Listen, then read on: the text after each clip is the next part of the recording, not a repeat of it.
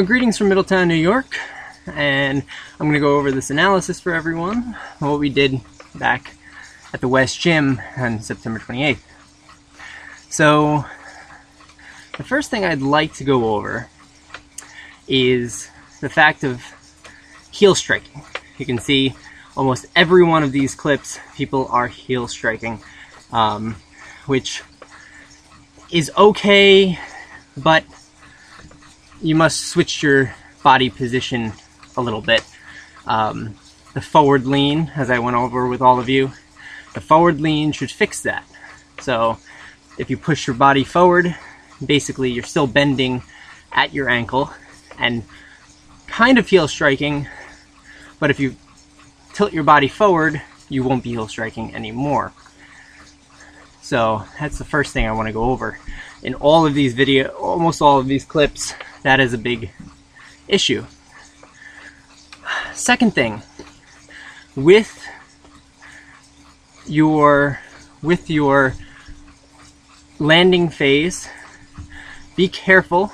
In this video, this current frame, there's not too much of it, but be careful about the stoppage of your knees. They should be in a constant rotating circle. If you look at your knees, so they should be going up and back down and up and back down, basically an elliptical motion.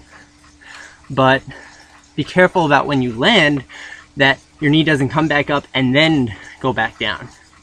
You want it to be a constant flow up and down. The next clip actually shows a little bit of this. In this clip here, we're seeing a lot of heel striking. All we need to do is bring that forward lean into place, and that should be pretty good. He has a good straight back, but the forward lean should be executed a little bit better. This is the clip I wanted to show everyone. Well, if you notice, his knee actually, when it lands, it will come slightly back up, and then he pushes back. You want your leg to be in a constant motion from the top, when your knee is up towards the midline, all the way down into the landing phase and pushing off behind you in one swift and smooth motion. Now you'll see, stop, and it goes back up, and then he pushes back. You want it all in a one swift motion. Be very careful about that and try to focus a lot onto that. Again, forward lean takes care of all of that. Careful about how your arms are. You don't want to be too high, too tight, especially with your hands. Waste a lot of energy, especially with tightness and such. Now, in this next clip, Ben is a great example of some other things that people should take a look at. Notice his pointed toes. Careful about pointed toes. It leads to injury. Theoretically, you should be in a dorsiflect ankle, which leads to heel striking unless you have the forward lean, which Ben does. But he does have pointed toes, which can lead to injury. But that's just how he's run for so many years, and it shouldn't be too bad for him. Now, with his pointed toe, he does have a pointed toe all the way through his cycle, which should not be. He should actually bring that ankle up and swing it around so the mass is closer to his center of gravity. It uses less energy and is more efficient. Now, careful about a twist here in this frame with your arms crossing the middle. You don't want too much of that. You want them straight back and forth. Your upper body can produce a lot of power, especially if you have a strong core.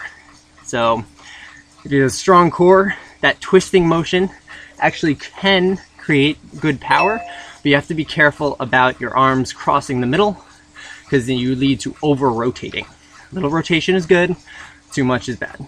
Now, you also want to worry about the execution of the push-off phase and pulling your leg through. The bottom half of your leg, the calf part, should be very loose and should be all a passive motion. The actual,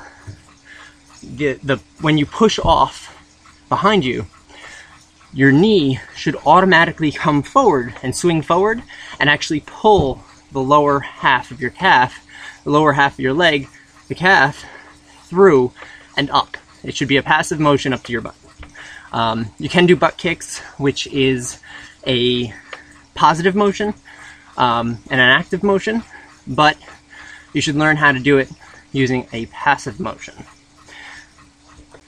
Now this clip will show you an actual passive motion a bit with the calf, and as he pulls his knee through, it just pulls the calf behind him. You want it to be a passive motion again, not an active motion. Now this next clip I want to show you, let's go. There we go. Be very careful about collapsing. As you can see here, he's kind of twisting in the frontal plane, where his shoulders will come up towards his ear and his whole ab and sides will collapse towards one side depending on which leg he's landing on. You want to keep very straight shoulders and a very straight spine. You don't want any of that crushing motion that's happening. It's very, very slight, but try to focus on that. That's one of the biggest things you can focus on. Now his landing is pretty good. He could do with a little bit more forward lean, as everyone can. So just worry about that crushing motion, which the side to side of the spine. Now I want to talk about a little bit about this forward lean that I've been talking about a lot. You shouldn't be exactly straight up and down. There should be a good 6 to 7% forward lean. I mean, it's self-explanatory. So it's about 6 to 7%. I'm not going to expect you to go out and measure yourself, but you should feel like you're falling forward. Especially when you first start it, it should be uncomfortable. If it's not uncomfortable, then either you're used to it or you're just not doing it right. So you should be feeling uncomfortable when you first start this, and actually you should need to increase your cadence in order to keep up with it. It is difficult to do. Just try it out. Now, the next thing I want to talk about is the passive motion, which most people think of high knees and they're bringing their knees up towards their chest, or butt kicks, or they're bringing their heels towards their butt. This is active motion, actual drills being put into place to simulate the passive motions that should be happening. So in actuality, the passive motion of your knee coming to your chest, that's passive. It should be passive. As well as the heel coming towards your butt should be passive. Now, by using this forward lean technique, you actually will create a passive motion with both of those things and become a much more efficient runner.